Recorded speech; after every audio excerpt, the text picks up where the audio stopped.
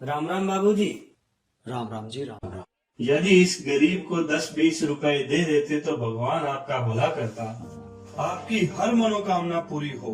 अरे भाई, खाना चाहिए तो वो दे सकते हैं, दूध चाय बिस्किट जो कुछ भी तुम्हें चाहिए वो तुम्हें दे सकते हैं, लेकिन पैसा नहीं दे सकते। जी खाना तो अभी खा लिया, यदि रात्रि के भोजन के लिए 10-20 रुपए दे देते तो मुझ गरीब के बच्चे आपको दुआ देते। भाई पैसा देना हमें मना है, हम पैसा नहीं दे सकते। खाने की कोई चीज ले लो। अरे विनय, अभी तो इसने बहुतों के पास जाना है, तुम्हारा खाना लेके कहाँ घूमता रहेगा। 100 रुपया निकाल और दे दे इसको। नहीं प्रधान जी, हमारे गुरुजी इन लोगों को नगद दान देने से मना करते हैं। सॉरी, मैं नहीं दे सकता। अरे तुम भी यार, संत रामपाल जी के शिष्य दान धर्म में बड़ी कंजूसी करते हैं। ये लो 200 रुपया और दे दे इसको। ये लो। प्रधान जी, मैंने कहा ना कि मैं नहीं दे सकता, आपने देना हो तो देते। ये ले भाई।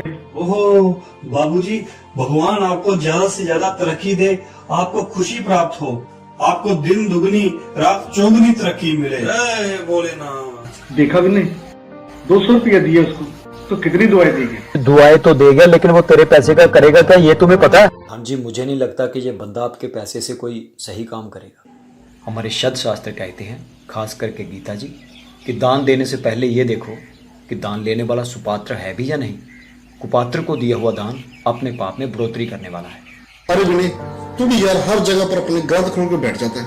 हमारा काम था दान देना, वो उस पैसे का क्या करता है, वो पाप उसके सिर पर। तुम लोगों से बहस कौन करे?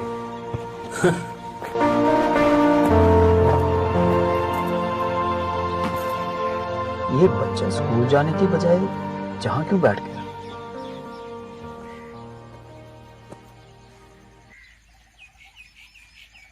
बेटा जी राम राम। राम राम। बेटा, आपको तो इस समय स्कूल में होना चाहिए था, लेकिन आप यहाँ क्यों बैठ गए? स्कूल बंक करना कोई अच्छी बात नहीं है। तुम्हारी आंखों में आंसू क्या हो गया बेटा? बहादुर बच्चे रोते नहीं हैं, वो तो खुश होते हैं। चलो हंसो।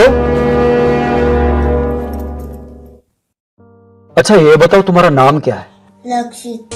लक्षित। तुम लक्षित और मैं विनय दीक्षित, हम दोनों फ्रेंड हुए ना? फ्रेंड?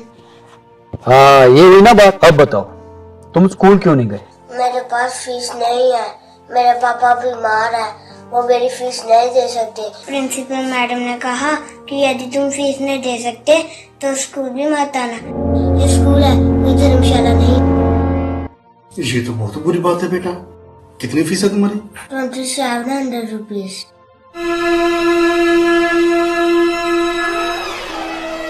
ये तो बहुत अच्छा है। कोई बात नहीं लक्ष्य, ये तो बहुत थोड़े हैं।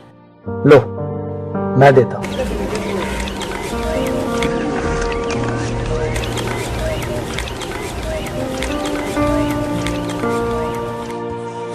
ये लो, रखो।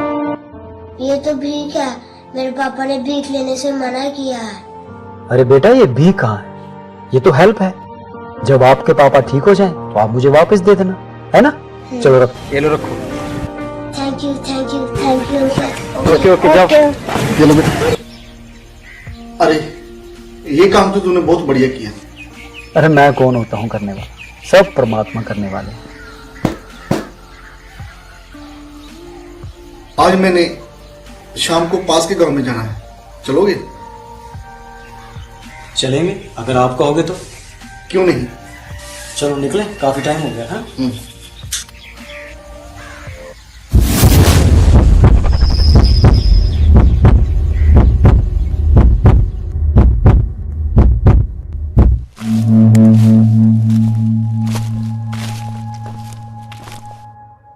आप इसी गांव के रहने वाले? जी सर, मेरा घर यहीं बस अगली गली में ही है।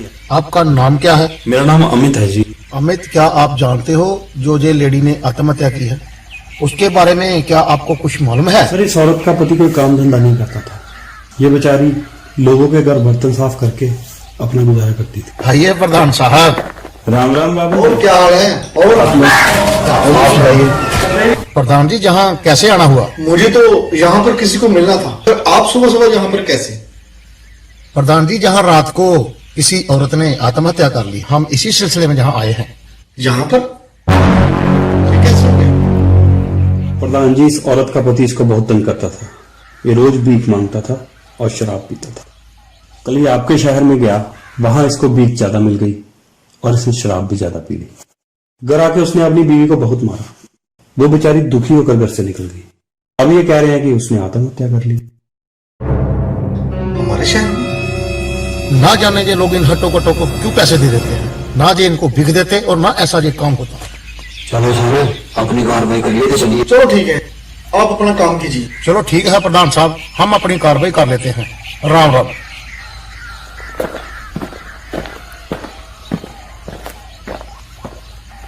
भीख तो मैंने भी दी थी, कहीं ये चलो देखता हूं।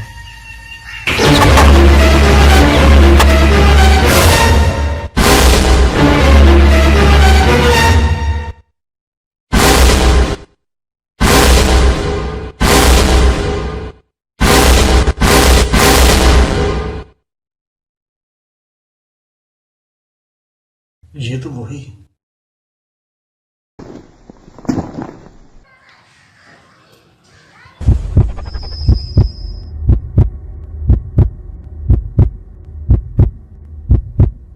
प्रधान जी चाय पीजिए, ठंडी हो रही है।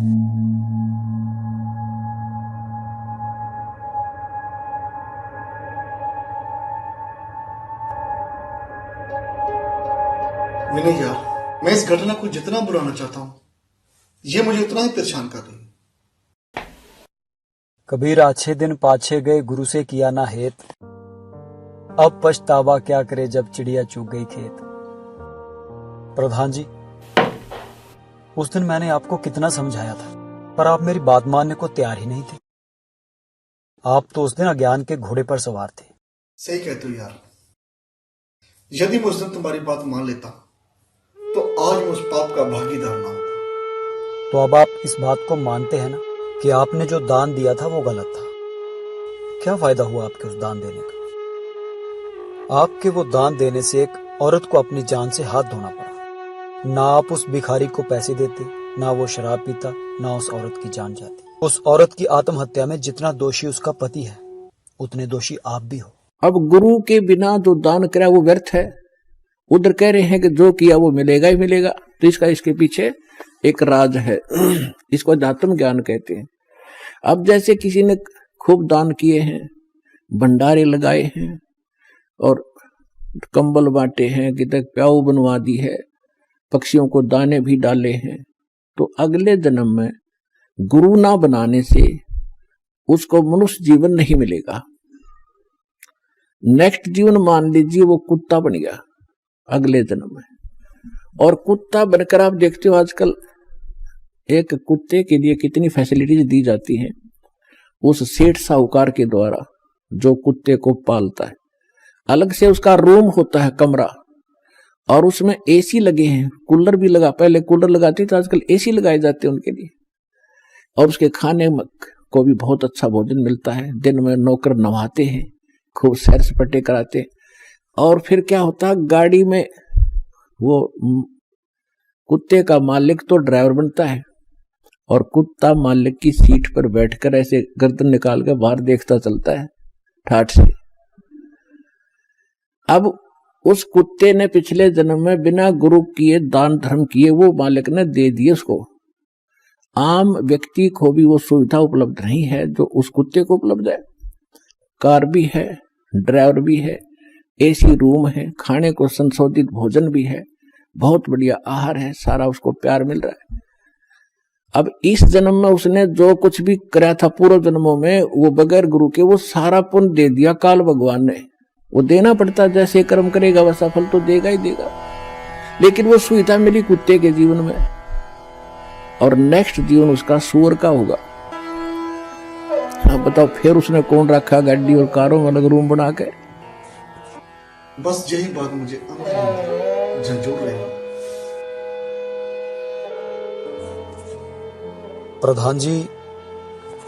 प्रधान जी जो होना था सो हो गया। अब आगे से ख्याल रखिए।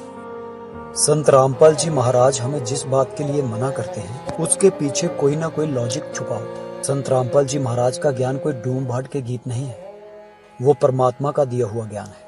वो जो भी ज्ञान देते हैं वो हमारे सदशास्त्रों से प्रमाणित है। आप ऐसा कीजिए, ये संत रामपाल जी महाराज की लिखी गीता तेरा ज्ञान अमृत, आप इसे एक बार पढ़ें। इसको पढ़ने के बाद आपको सही और गलत का पूरा पूरा ज्ञान हो जाएगा।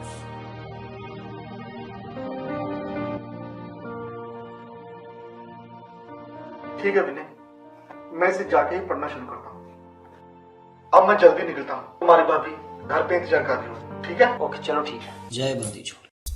अगर विश्व में कहीं आपको ठिकाना है 2 पैसे धर्म लगाने के, तो ये बरवाला आश्रम है। नहीं तो पूरे विश्व में शास्त्र विधि को त्याग कर मनमाना आचरण हो रहा है, और ऐसे स्थान पर किया हुआ दान वो कुपात्र को दिया जाता है। गीता जी में लिखा है कि जो कुपात्र को दिया हुआ दान कभी सफल नहीं होता।